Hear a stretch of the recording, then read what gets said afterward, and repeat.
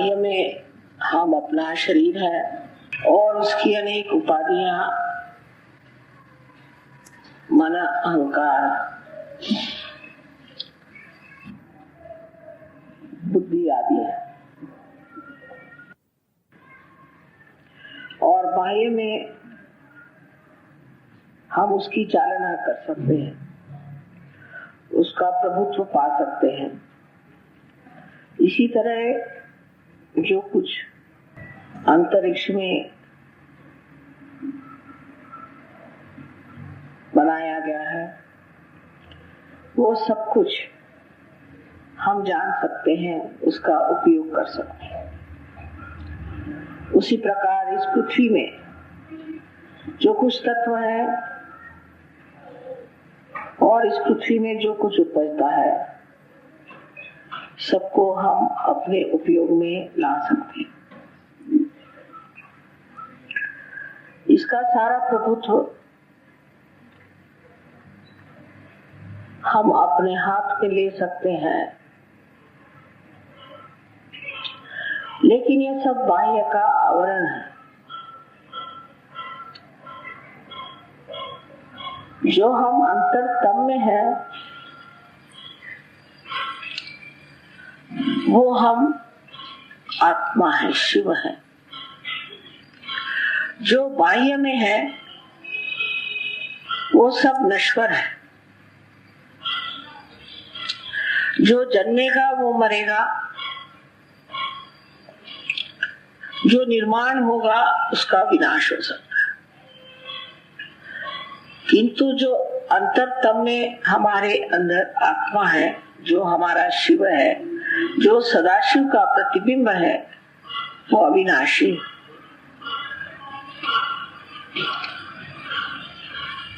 निष्काम, स्वच्छंद,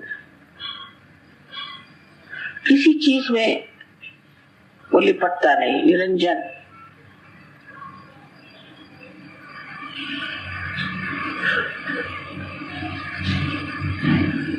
उस शिव को प्राप्त करते ही या उस शिव के प्रकाश में आलोकित होते ही हम भी धीरे धीरे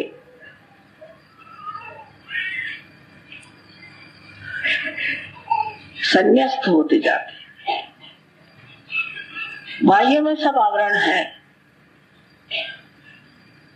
वो जहां के तहां रहते हैं, लेकिन अंतरतम में जो आत्मा अचल, अटूट, अविनाशी है, वो हमेशा के लिए अपने स्थान पे प्रकाशित होते रहता है। तब हमारा जीवन आत्म साक्षात्कार के बाद एक दिव्य, एक भव्य, एक पवित्र जीवन बन जाता है।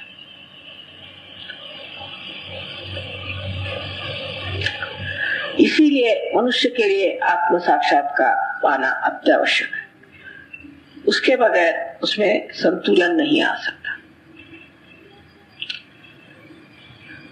उसमें सच्ची सामूहिकता नहीं आ सकती, उसमें सच्चा प्रेम नहीं आ सकता, और सबसे अधिक तो उसमें सत्य ही जाना नहीं जा सकता। सो सारा ज्ञान, जिसे कि शुद्ध ज्ञान कहा जाता है, जिसे कि विद्या कहा जाता है, वो इस आत्मा के ही प्रकाश में जानी जा सकती है। जब मनुष्य इस आत्मा के प्रकाश से आलोकित हो जाता है तो उसका देखना भी निरंजन हो जाता है। वो देखना मात्र होता है। कोई चीज को देखते वक्त उसमें कोई उसकी प्रतिक्रिया नहीं होती, देखता है और देखने से ही पूरा ज्ञान हो जाता है उस चीज का कि वो क्या चीज है। तो मनुष्य हमेशा जब आत्म साक्षात्कार से प्लावित नहीं होता तो वो एक तरह से अपने ही बारे में सोचता है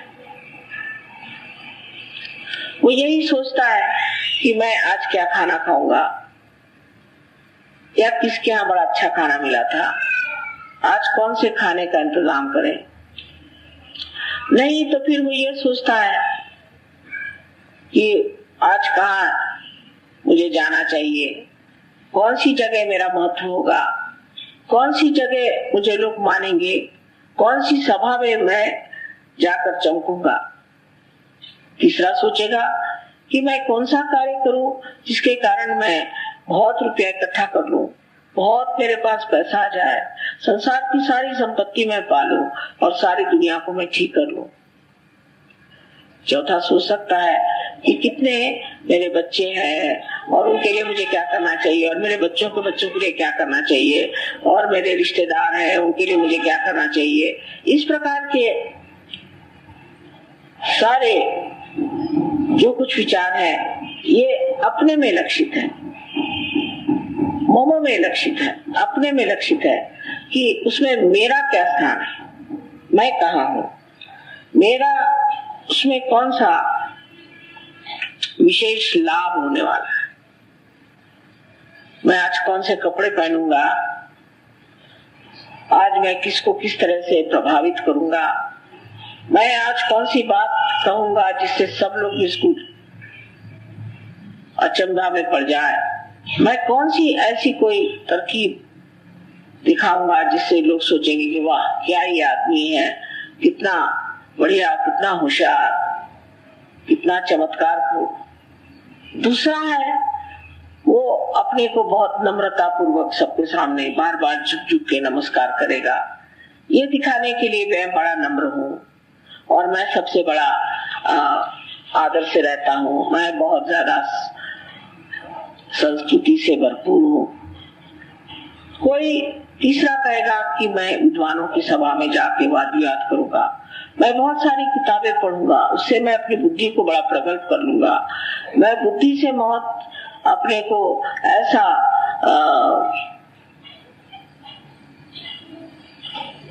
विशेष रूप से प्रकाशित करूंगा कि लोग सोचेंगे कि कितना बड़ा लेखक है, कितना बड़ा वक्ता है, कितना बड़ा बोलने वाला है। फिर इसी प्रकार कोई अपने संगीत के बारे में सोचता है, तो कोई अपने कला के बारे में सोचता है। हर चीज में आदमी इसमें आत्मनिष्ठ अपने बारे में सोचता है कि मेरी प्रगति कैसी होगी, उससे मैं क्या करूं। और बहुत से समाज कार्य भी लोग करते हैं, ये नहीं कि नहीं करते। जैसे कोई आदमी अगर डूब रहा है तो उसको जो बचाने के लिए कोई आदमी कूदता है, तो वो भी यही सोच के कि उसके अंदर जो कुछ मैं है वो उस आदमी भी है, इसलिए वो उसको बचाता है। उसको सहन नहीं होता कि आदमी डूब रहा है, इसलिए उसे बचाता है और उससे भी ऊंचे कार्य मनुष्य करता है, जरा देश के लिए बहुत त्याग करता है, उसलिए कि मेरा देश है, मेरे देश के लोग उनको सुख होना चाहिए। इस तरह से उसमें भव्यता आने लगती है, उसमें महानता आने लगती है। फिर कोई सोचता है कि मेरी जो कला है वो ऐसी फैलनी चाहिए कि विश्व में हमारे देश की कला फैले। इस तरह से मनुष्य थोड़ा थोड़ा सा अपने को सामूहिकता में भूलते देखकर खुश होता है, पर उस सब में अपेक्षित होता है कि उसे विजय मिले, उसका यश गान हो, लोग उसकी वाह वाह करें, ये अपेक्षित रहता है। इसलिए वो सुख और दुख के चक्कर में फंस जाता है। ये अपेक्षित रहता है कि उसका नाम सब दूर छपे, लोग उसको बहुत माने और उसकी बड़ी मान्यता रखे, और कहीं भी वो खड़ा हो तो वो कभी अपमानित न हो, कोई उसको किसी भी तरह से नीचा न दिखाए। कोई भी कितना भी बड़ा संयोजक हो, अगर वो आत्म साक्षात्कारी नहीं है तो उसमें उसका जो बिंदु अपना है, मैं हूं, जो मैं का बिंदु है, वो कितना भी बड़ा उसका परिक बन जाए, पर उसका चित्त उस मैं पे ही रहता है, उस परीख में उसका चित्त नहीं जाता। किंतु जब आत्मा आप अपने आत्मा से एकाकारिता प्राप्त करते हैं, तब वो और तरह से बात सोचता है। तब वो हर चीज को इस तरह से सोचता है कि इसका उपयोग समाज के लिए कैसे हो सकता है, दुनिया के लिए कैसे हो सकता है, इस आंतरिक पीड़ा से लोग हैं, इनके लिए क्या हो सकता है, इनके लिए क्या करना चाहिए। उसका सारा ही विचार अपने से बदल के उस चीजों की ओर जाता है। जब किसी पेड़ को देखता है तो उस पेड़ को देखते ही वो सोचता है विधाता ने कितना सुंदर ये पेड़ बनाया हुआ, काश कि मैं भी ऐसा सुंदर होता, काश कि मैं भी ऐसा छाया प्रद होता कि लोग मेरे छाया में आकर बैठते, किंतु मैं ऐसा नहीं, मुझे ऐसा ही होना चाहिए। उस पेड़ की स्तुति में ही वो गाने लग जाए। किसी हिमालय को देखेगा तो वो हिमालय की ही स्तुति गाता रहेगा। लेकिन जो मनुष्य आत्मनिष्ठ नहीं होता है, जो अपनी आत्मा को जानता नहीं है, वो हमेशा अपनी ही स्तुति गाता रहे कि मैं हिमालय पे गया था, मैंने हिमालय पे काम किया, हिमालय में मेरी कब्र बना देना, हिमालय पे मेरा वहां झंडा गाड़ देना, मेरे देश का झंडा ले जाके वहां गाड़ दीजिए। इस प्रकार एकदम दो लेवल के, दो तबके के लोग होते हैं।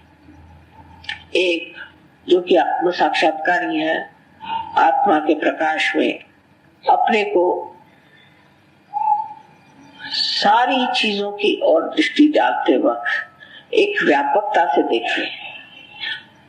और दूसरी बात कि उनमें ये कभी धारणा नहीं होती कि ये कार्य करने से मेरा नाम बढ़ जाए या मेरा यशगान लोग करें। कोई लोग उन्हें मार भी डाले, कोई उन्हें सताए, कोई उन्हें छले, चाहे उनकी बुराई करे, वो कभी भी इस चीज का बुरा नहीं मानते। जैसे कि आप देख सकते हैं ईसा मसीह को सूली पे चढ़ाया गया, तो सूली पे चढ़ने के वक्त उन्होंने एक प्रार्थना की कि हे जगदीश, ये लोग जानते नहीं कि ये क्या गलती कर रहे हैं, इसलिए इनको तुम माफ कर दो। क्योंकि यही इनको फिक्र था कि मुझे इन्होंने ऐसा सताया तो न जाने इनका क्या हाल होगा। तो ऐसा जो आत्म साक्षात्कारी होता है वो निष्पृह होता है, निष्पृह होता है। उसके अंदर किसी चीज की खिंचाव नहीं रहती कि ये चीज होना ही चाहिए, ये बनना ही चाहिए। वो संकल्प नहीं करता, हो जाएगा तो अच्छा और नहीं हो जाएगा तो भी अच्छा। और जब वो किसी यश और जय को वर्ण नहीं करता है, उसकी अपेक्षा ही नहीं करता है, तो उसको सुख और दुख का चक्कर आता है। सुख और दुख में वो समान हो जाए। कोई दुख आया तो उसे भी देख सकता है, सुख आया उसे भी देख सकता है, और वो समझता है ये रात और दिन का मामला है। खुद वो स्वयं आनंद में विभोर है, क्योंकि आत्मा आनंद का स्रोत है, आनंद के स्रोत में विभोर है। वो किसी की चीज की लालसा नहीं करता, उसको कभी किसी चीज की लालसा होती ही नहीं कि मैं इसकी चीज ले लूं, कि खसोट लूं, कि इसको ये कर लो। उसका दिमाग ही नहीं बात है। उसको कभी अपने मन को कंट्रोल ही नहीं करना पड़ता। वो कहते हैं कि अपने मन को आप कंट्रोल करिए, अपने इंद्रियों को कंट्रोल करिए, वो कंट्रोल ही में आ जाती है, पूरा कंट्रोल हो जाता है। उसको इसकी इच्छा ही नहीं होती कि वो किसी चीज को कंट्रोल करे, कोई टेम्पटेशन ही नहीं होता कि ये चीज मुझे चाहिए ही, अब उसके लिए प्राण लगा रहे हैं। लोग हैं कि कोई ना कोई चीज के प्रलोभन में इस तरह से दौड़ते हैं कि जैसे उनके लिए वही सब कुछ जिंदगी है, और जब वो चीज मिल जाती है उसके बाद तृप्त होने की जगह दूसरी चीज के लिए दौड़ने लग जाते हैं। अगर वो नहीं मिलती है तो फिर उनको इतना दुख होता है, दारुण दुख होता है। वो सोचते हैं कि मेरे जिंदगी का सब कुछ खत्म हो चुका।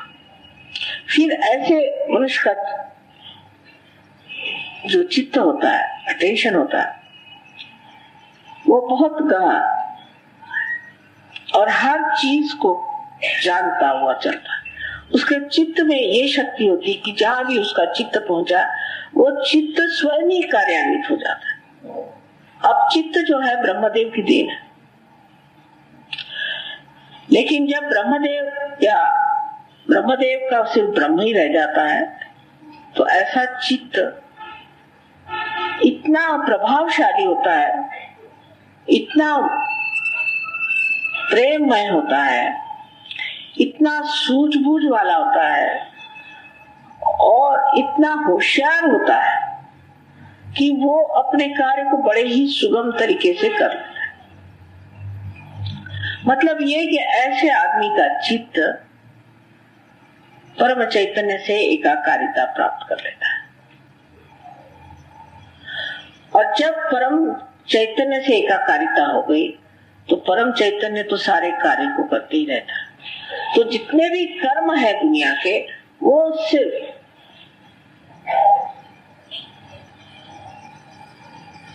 ये ब्रह्म शक्ति, ये परम चैतन्य करती है। और ये जो कर्म मनुष्य कर रहा है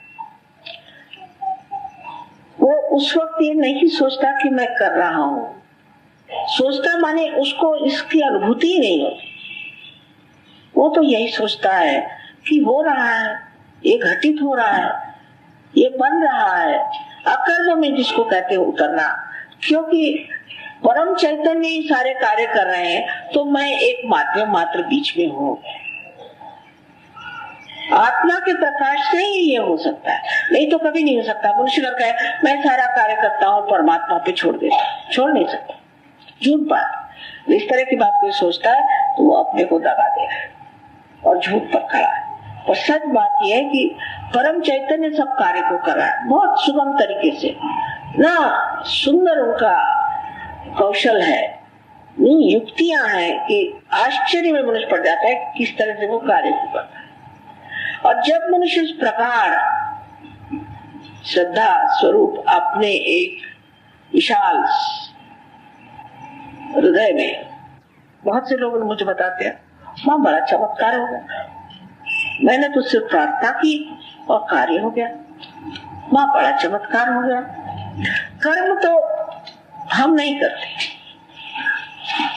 कर्म परम चैतन्य का है, सारे कर्म वही करते हैं। हम तो मिथ्या सोचते हैं कि समझ लीजिए कुछ चांदी मिल गई, जो मरी हुई चीज थी उसे कुछ बना दिया, सोचा बड़ा बना दिया। हम तो मरे से मरा बनाते हैं, लेकिन सारा जीवंत कार्य जो है परम चैतन्य का। और ये जो परम चैतन्य की हमें देन मिली हुई है और उसका जो हमें अनुभव हुआ है वो सारा आत्म साक्षात्कार से ही, क्योंकि परम चैतन्य जो है वो आदिशक्ति जो कि शिव की इच्छा शक्ति है, उसी का प्रकाश है। इस परम चैतन्य के आशीर्वाद से ही आप लोग सारे कर्म करेंगे। जिस दिन ये आप में घटित हो जाए आप अद्भुत लोग हो सकते हैं, अद्भुत। लेकिन मैं ये कर रहा हूं, ये जहां भावना आई और मैंने ये किया और मैं अगर ये करना चाहता हूं या कोई जोर जबरदस्ती किसी भी चीज, तो इसका मतलब ये है कि अभी आत्मा का प्रकाश पूरी तरह से आपके अंदर नहीं है। सो पूरा कर्म ही ये परम चैतन्य है।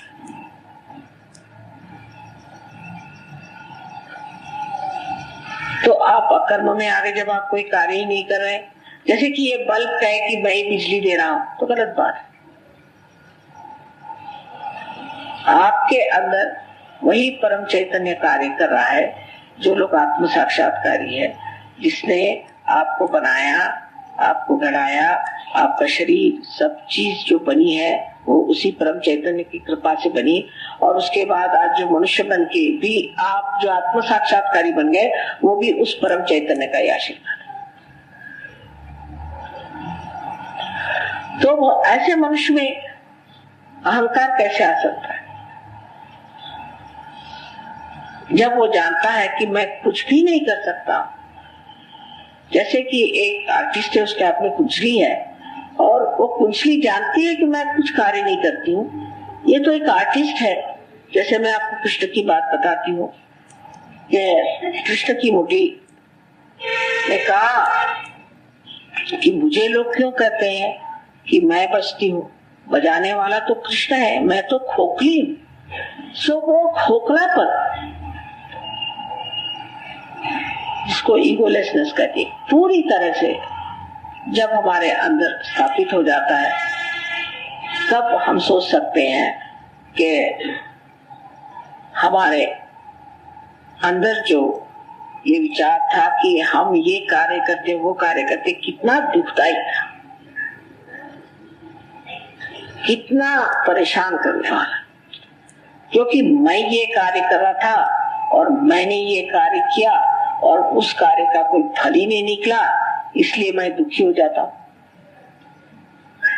अच्छा, मैंने ये कार्य किया और इसमें मुझे बड़ा यश मिल गया तो और मेरा दिमाग खराब हो जाता है कि तो मैंने ये कार्य नहीं किया। करने वाला परम चैतन्य का सारा कौशल्य है। तो जो हुआ सो ठीक ही है। गलत समझ लीजिए हमारा रास्ता कहीं हो गया, हम गलत रास्ते जा रहे हैं। उस वक्त कोई ये सोच सकता है कि मैं गलत रास्ते से आ गया, बड़ी गलती हो गई, मुझे इस रास्ते से नहीं जाना चाहिए था। लेकिन एक आत्म साक्षात्कारी सोचा था कि नहीं यही होगा, यहाँ से जाना जरूरी होगा, इसलिए मैं जा रहा हूँ।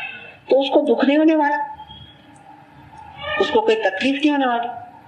वो ये नहीं सोचने वाला कि मैं इस रास्ते से क्यों आया, अगर मैं इस रास्ते से नहीं आता तो मेरा ठीक रहता, मुझे गलत रास्ते से मैं आ गया, ये कुछ वो सोचता नहीं। कल ठीक है, उसके सामने आप 1000 व्यंजन रख दीजिए, भाई कैसा है, बहुत अच्छा है। आप उसके सामने कोई चटनी और थोड़ी भाकरी रख दीजिए, कैसा था भाई, बहुत बढ़िया था। कहेंगे ये कैसा आदमी, ना तो इसको स्वाद है ना कुछ है, इसको कुछ भी दो उसको कहता बहुत अच्छा है, बहुत बढ़िया है, यह है किस तरह का आदमी। फिर उसको आप महलों में रखिए तो राजा जैसे बैठा रहेगा, और आप उसको जंगलों में रखिए तो जंगलों में रह लेगा। उसको आप पेड़ पे बैठा दीजिए, पेड़ पे बैठ जाएगा। उसको कोई शिकायत होगी कैसे, जबकि वो जानता है कि परम चैतन्य मुझे इधर से उधर हटा रहा है। तो फिर शिकायत किससे करें? उसको आप मारिएगा तो कहेगा ठीक है, और आप अगर हार पहनाएगा कहने ठीक। दोनों का उसको फर्क लगना ही नहीं, क्योंकि आत्मा जो है वो किसी चीज में चिपकता नहीं है, असंग है।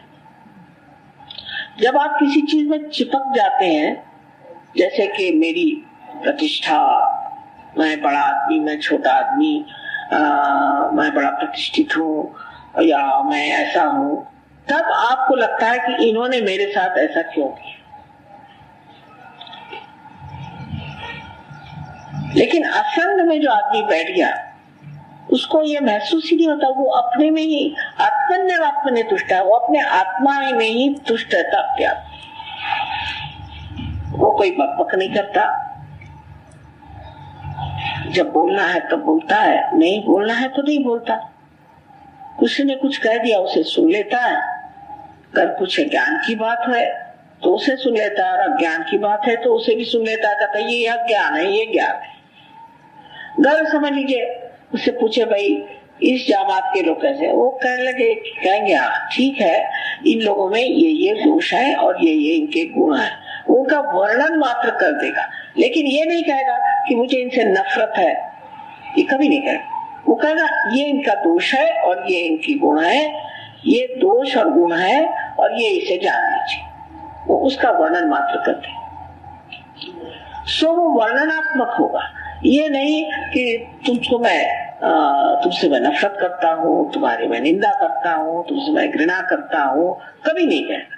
उसके मुंह से शब्द नहीं, क्योंकि घृणा करना एक पाप है और इसलिए उससे कोई पाप ही नहीं हो सकता। जो भी वो करेगा वो पुण्य होगा। समझ लीजिए उसे किसी को मार डालना है, अब देवी है, देवी को बहुतों को मारना पड़ता है, उससे पाप थोड़ी होता, तो मारना ही था, उनको नहीं मारेंगे तो पाप फैलेगा। तो वो अपने काम से चूकता नहीं। उसको जो करना है वो करना है, क्योंकि परम चैतन्य मार रहा है, मैं कौन मार रहा हूं? परम चैतन्य चाहते हैं कि मैं इसको मार डालूं तो मार डालता हूं। अगर परम चैतन्य कह रहे ये कार्य करो तो मैं से करता हूं, लेकिन पहले परम चैतन्य की ग्वाही देने से पहले उसे एकाकारिता तो स्थापित होनी चाहिए। नहीं तो आप ठीक है, आपने कह दिया परम चैतन्य, तो कोई आपकी जेब में थोड़ी बैठा होगा।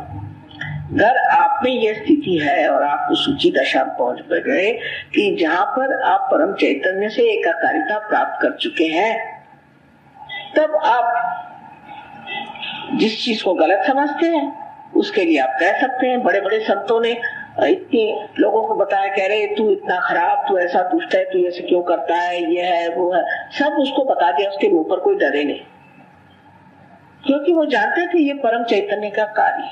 उसने उनको डरना कह दिया था जेल हो जाएगा। सोक्रेटिस को उन्होंने जहर पिला दिया तो वो कोई डरा था? उसका ठीक है, जहर पिला दो, नहीं तो और कुछ पिला दो। उसको कोई भी प्रलोभन दो, कुछ भी करो, वो जिसे सत्य समझता है वही बोलेगा, क्योंकि परम चैतन्य सत्य ही बुलवाएगा। जिस वक्त उसे जिससे सत्य बोलना है उससे वो सत्य ही बोलेगा, और वो सत्यनिष्ठ होगा। उसकी बुद्धि है सत्य को एकदम पहचान जाएगी, कौन सच्चा है कौन झूठा है एकदम समझ जाएगी। ऐसी उसकी बुद्धि कुशाग्र होगी। उसकी बुद्धि को हम सुबुद्धि कह सकते हैं, क्योंकि उस बुद्धि पर आत्मा का प्रकाश आ गया। एक नजर से वो पहचान सकता है कि कौन कितने गहरे पानी में, और फिर उसको परम चैतन्य बता देता है कि इस आदमी को कैसे ठिकाने करना है। बहुत से लोग बहुत बार मुझे कहते हैं कि आपको ऐसा नहीं कहना चाहिए, आपको ऐसा नहीं करना चाहिए। बहुत से लोग समझते हैं ऐसा नहीं, और जब उसका परिणाम देखते हैं अच्छा वो आपने कहा, नहीं कहा होता तो ये होता ही नहीं। सो परम चैतन्य का करना धरना और उसका ही सब कुछ पाना है, और उसका भोग भी हम नहीं उठा सकते, उसका भोग भी परमात्मा ही उठाते हैं। हम तो सिर्फ उनकी लीला ही देखते रहते हैं। और अगर हम किसी चीज का भोग उठा ही सकते हैं तो उस आत्मा के लीला का ही भोग उठा सकते हैं। अब आध्यात्म जो है वो इस आत्मा के प्रकाश का, उसके कार्य का, उसकी लीला का, सबका एक तरह से विज्ञान है, उसका साइंस है। अगर जो सच्ची तरह से इस चीज में समझ ले, वो समझ सकता है कि सारी सृष्टि का विज्ञान ही आत्मा से आता है। और जब तक ये विज्ञान हमारे अंदर नहीं आएगा, बाह्य का विज्ञान बिल्कुल ही बेकार है, क्योंकि उसमें बहुत ही थोड़ी सी चीज है विज्ञान में कि वो जड़ वस्तुओं के बारे में आपको कुछ समझा देता है। उसमें संतुलन नहीं है, उसमें सामाजिकता नहीं है, उसमें मनुष्यता नहीं है, और उसमें प्रेम नहीं है, उसमें कला नहीं है, उसमें कविता नहीं है, उसमें आदर नहीं है, कुछ जो कि मनुष्य वो चीज ही नहीं है, एक मशीन जैसी चीज। ये सब समझने के लिए, विज्ञान को समझने के लिए भी मनुष्य को आत्मा का ही प्रकाश चाहिए। आत्मा के प्रकाश से आप विज्ञान के बहुत से छोर खोल सकते हैं जो अभी तक नहीं खुले, और फिर विज्ञानी जाकर उसका पता लगाए तो समझ सकता है कि फिर पूछते हैं आप कैसे जानते हैं? हम कैसे जानते? हम तो नहीं जानते, लेकिन सब जाना ही हुआ है। जिसने सब कुछ जाना हुआ है उसको जरूरी नहीं कि वो सब कुछ सबको बताए, क्योंकि सबको समझना भी तो आना चाहिए। उसको जरूरी नहीं कि सबको उपदेश देता फिर, जो जहां वहीं रहने दीजिए। जिस वक्त मौका आएगा तब उसे समझाना चाहिए। इसमें भी बहुत से लोग अपने सहयोग में भी बड़े कभी कभी परेशान हो जाते। मेरे बाप है वो सहयोग में नहीं, मेरी माँ है वो सहयोग में नहीं, मेरा भाई है वो सहयोग में नहीं। जाने दीजिए,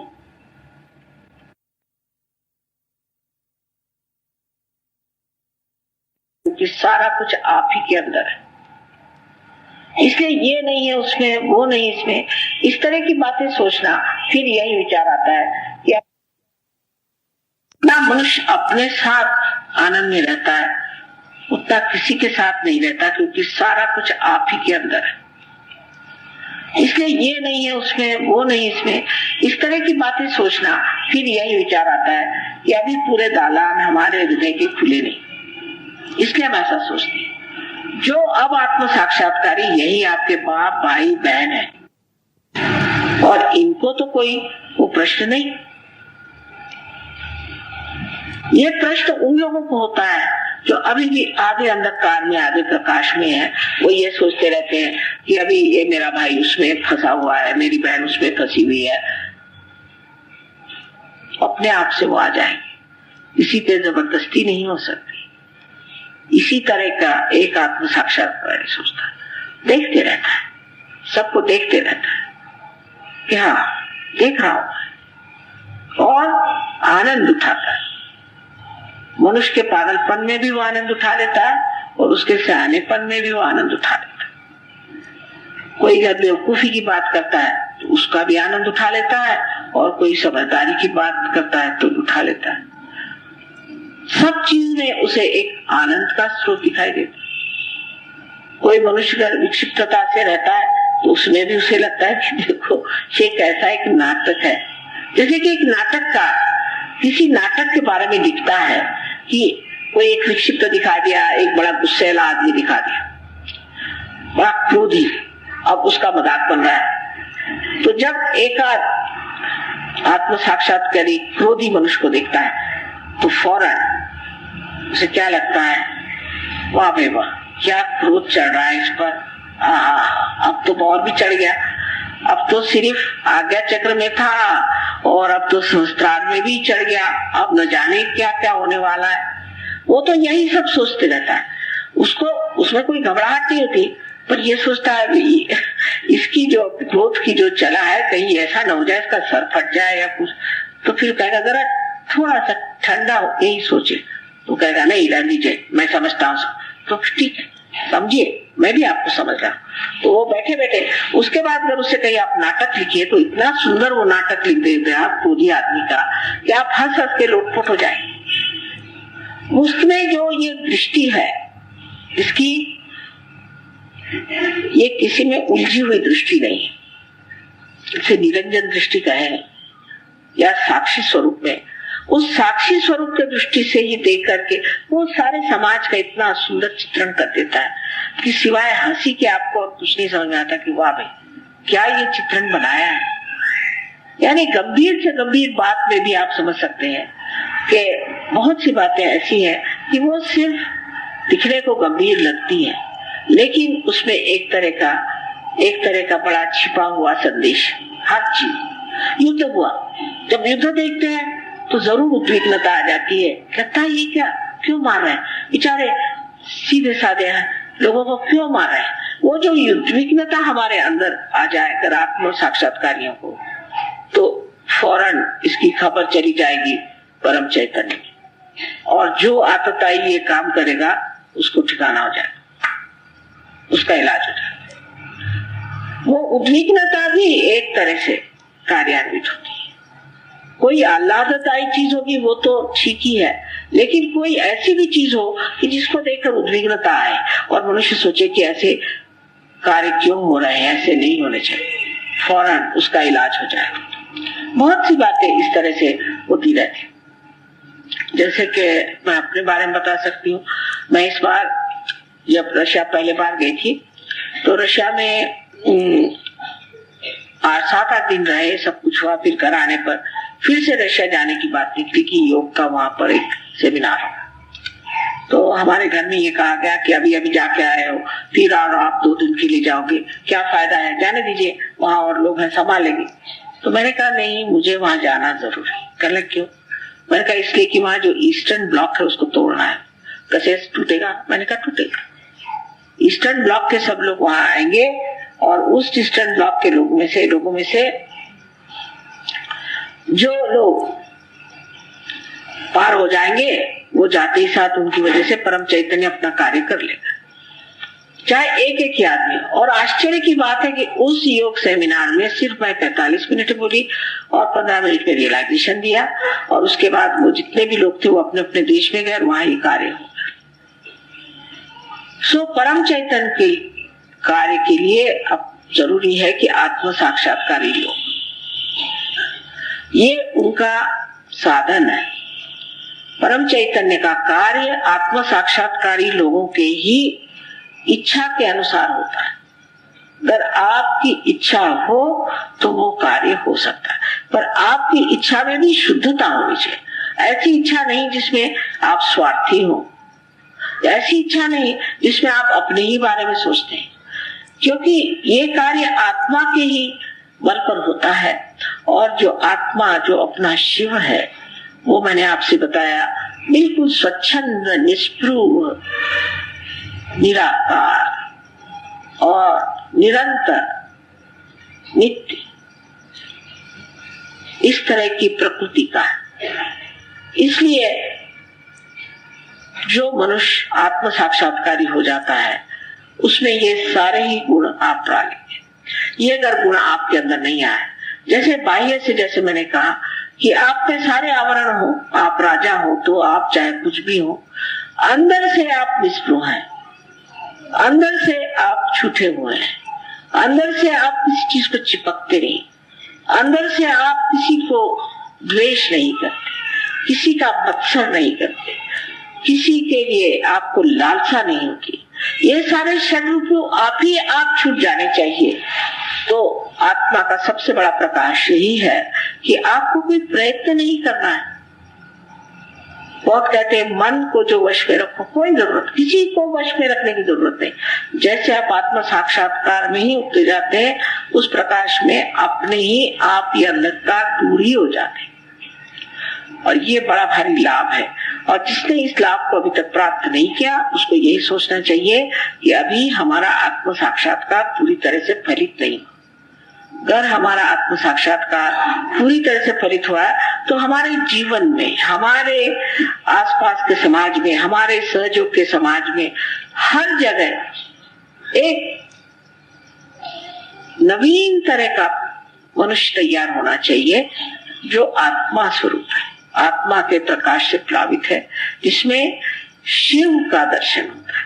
अब शिव जी को देखा आपने, जब उनका विवाह हुआ था तो उनकी पत्नी जो थी वो तो बहन थी विष्णु जी की, और विष्णु जो थे कुबेर विष्णु है, उनकी बहन से शादी हो रही।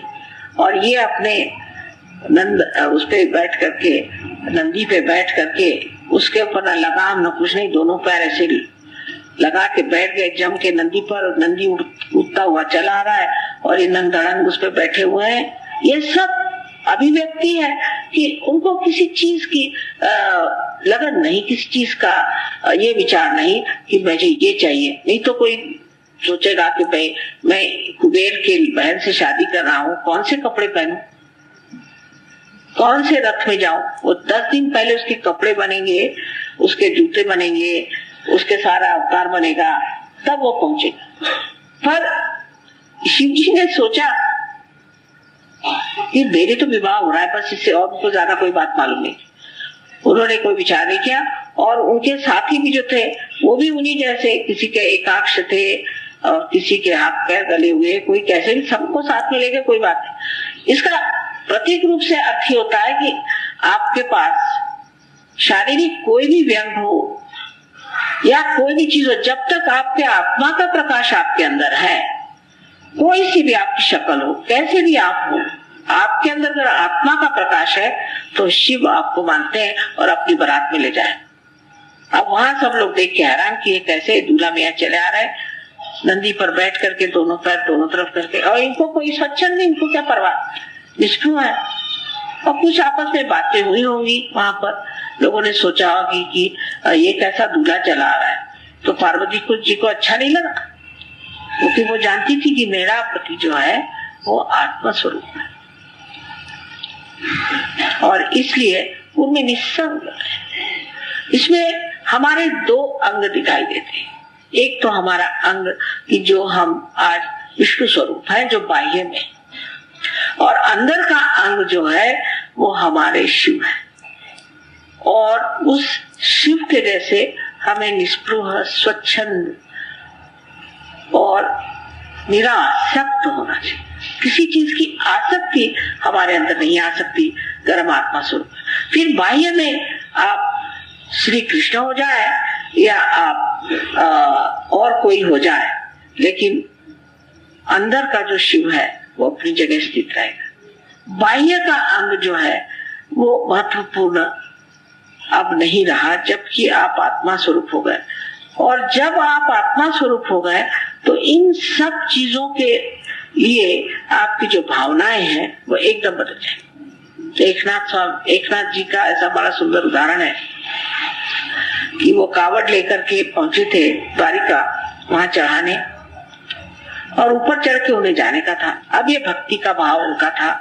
सब लोग गए कावड़ में पानी भर के, लेकिन उस वक्त वहां पर उन्होंने देखा कि एक गधा प्यास से मारा जा रहा था। उन्होंने उसको अपना पानी पिला दिया। लोगों ने कहा क्या करते हो?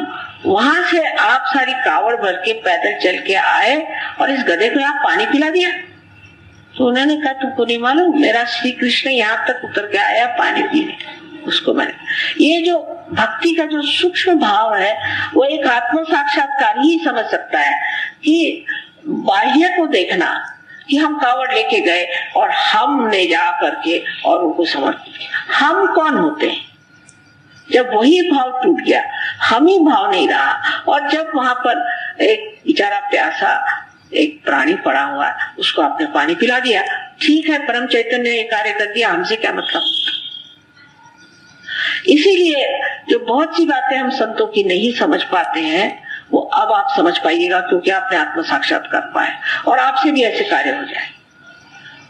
और जो ना समझे हमारे अंदर रही संतों के कारण, क्योंकि उनका जीवन विक्षिप्त हमें लगता था, क्योंकि हम स्वयं विक्षिप्त है। अगर पागल खाने में जाइए तो अच्छा भला आदमी भी पागल लगने लग जाता है। उसी तरह से इस पागल दुनिया में वो आए और वो समझाने की कोशिश की, किसी ने समझा नहीं उन्हें, और उनको बहुत तकलीफ दी और परेशान कर, क्योंकि वो आत्मा स्वरूप थे, वो शिव में स्थित थे, वो शिव स्वरूप थे। शिव स्वरूप आदमी बाह्य में कैसा भी रहे, उसकी शिव स्थिति जो है उसकी बाह्य में भी प्रकाशित रहती, दिखाते रहती। सबसे बड़ी चीज है औदार्य। औदार्य चीज जो है ये शिव की शक्ति, इससे वो आपकी इतना उदार हृदय वो है कि उन्होंने राक्षसों को तक वरदान। क्यों?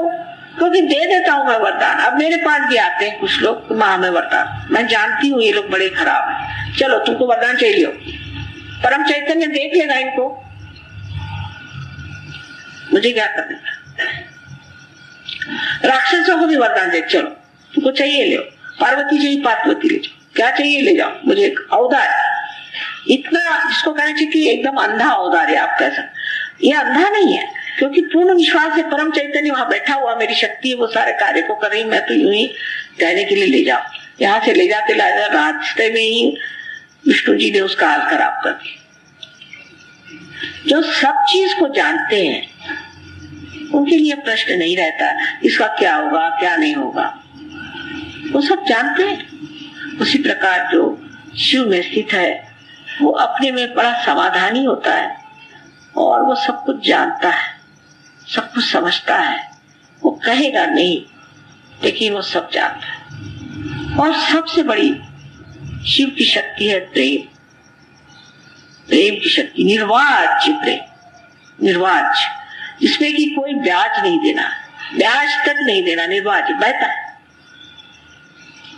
उनकी करुणा की शक्ति इतनी जबरदस्त है कि उस करुणा को देख करके आप भी अचंभे में पड़ देंगे। मुझे बहुत लोग कहते हैं कि माँ इस आदमी को तुमने क्यों मदद करी, ये तो बड़ा खराब आदमी, इसने ये किया वो किया। भाई अब क्या करें, वो आया तो हो गया, ठीक हो गया, चलो जान दो, क्या करना, हो गया कर दिया, इसमें क्या करना। अब वो करुणा ही है, उसे क्या किया जाए, कोई रोक सकता है? जब सारा शरीर ही करुणा से भर जाएगा तो कोई भी मनुष्य पास में आएगा तो वो करुणा के कार्य करेगा ही, ये शरीर छोड़ेगा ही नहीं, उसे क्या करे। इसी तरह एक आत्म साक्षात्कारी मनुष्य का करुणा का भाव बढ़ता है। और उसकी जो नशा चढ़ती है वो ऐसी नशा है कि अकेले मजा नहीं आता। आप आत्म साक्षात्कारी हो गए तो चुप नहीं बैठे वाले, आप असली करोगे, कहेंगे चलो मैं हो गया, 10 आदमी और इसको पिए तो मजा आए, देखेंगे चलो भाई इसको भी करो उसको भी करो, दौड़ेगा इधर से उधर, दौड़ेगा इसको दौड़ेगा उसको दौड़ेगा, जाएगा सबसे कहेगा देखो आत्म साक्षात्कार कितनी महत्वपूर्ण है। उसमें उसे तकलीफें होंगी, लोग उसको सताएंगे, बुरा कहेंगे, उसमें कोई असर नहीं आने वाला, क्योंकि वो परम चैतन्य का एक, जैसे मैंने कहा कलाकार के हाथ में कुंचली है वैसे कुंचली, उसको इसकी परवाह नहीं, ये तो कलाकार जाने मुझे क्या, मैं तो बीच में बैठा हुआ सिर्फ देख रहा हूं कि कोई चित्र बन रहा है। इसी प्रकार उसकी प्रवृत्ति ही इतनी अनासक्त होती है कि वो अत्यंत शक्तिशाली हो जाता है। उसका भय या आशंकाएं सब खत्म हो जाती और बहुत ही सुंदर कार्य को बड़े खूबी से कर लाता है और लोग आश्चर्य करते कैसे कर दिया लोग। और कोई चीज समझाता भी इतनी सुंदरता से है कि मनुष्य का अगर अहंकार है तो उसे जाके नहीं कहता तू बड़ा अहंकारी, कभी नहीं कहता। ये कभी आत्म साक्षात्कार, ये नहीं जैसे सहयोगी कुछ होते कहते किसी तेरे को भूत लग गया, ऐसा कभी नहीं कहना चाहिए। उसका तरीका एक श्री रामदास स्वामी का बताती हूँ मैं आपको। एक बार शिवाजी को थोड़ा अहंकार हो गया क्योंकि वो देख रहे थे कि किला बन रहा था, उसमें हजारों लोग काम कर रहे हैं, उनको थोड़ा अहंकार हो गया कि देखो मैं कितने लोगों को पाल पोस रहा हूं। तब रामदास स्वामी वहां पहुंचे तो हर जगह पहुंच जाते थे और उन्होंने देखा कि इनको अहंकार, कुछ कहा नहीं। वहां एक बड़ा सा पत्थर पड़ा था, पहले इसको जरा धीरे धीरे तोड़। पत्थर तोड़ते तोड़ते एक छोटे से नारियल के जैसे पत्थर पे आप पहुंचे तो उस पत्थर को हाथ में लिया और एक हाथ से खटाक से मारा तो देखा क्या उसके अंदर पानी और पानी के अंदर मेंढक बैठा हो। शिव जी ने एकदम उनके चरण पकड़ लिए कि जिसने आपको जीव दिया है वो आपको पानी भी देता है, मैं कौन होता देने वाला। यह अहंकार किस तरह से तोड़ा है। और आपको आश्चर्य होगा कि साइंस भी कहता है कि मेहनत जो है वो बगैर हवा के सालों तक अगर उसके पास पानी हो तो रह सकता है। तो आप का अहंकार भी किसी का अगर तोड़ना है तो सीधा कहने की जरूरत है कि तुम्हारा अहंकारी है। आप सिर्फ सोच ही लीजिए कि अहंकारी है, परम चैतन्य उसकी व्यवस्था कर देगा कि उसका अहंकार टूट ही जाए। पर सबसे पहले एक आत्मसाक्षी मनुष्य को यही सोचना चाहिए कि मैं अब शिव में शरणागत हूं, मेरी आत्मा में मैं शरणागत हूं और मेरे आत्मा के ही कारण ये परम चैतन्य सारा कार्य करने वाला है और इसलिए मुझे कोई किसी चीज की चिंता नहीं। मेरा कौन बैरी है, कौन मुझे मार सकता है, मैं तो परम में जी रहा हूं। सारा कार्य जब यही कर रहा है तो मैं कौन सा कर्म कर रहा हूं। इस तरह की जब भावना हो जाए तब कहना चाहिए कि हमारे अंदर के शिव को हमने पहचाना है। हम बाह्य के अपने शरीर वगैरह सबको खूब समझते हैं, प्रतिष्ठा समझते हैं, पर इस शिव को पहचानना चाहिए जो हमारे अंदर है, जो हमारे अंतरतम में है, जो हमारी सारी ही शक्ति का आधार, जिसे कि हम सच्चिदानंद कहते हैं, उस शिव को ही हमें मानना चाहिए। आप सबको अनंत आशीर्वाद।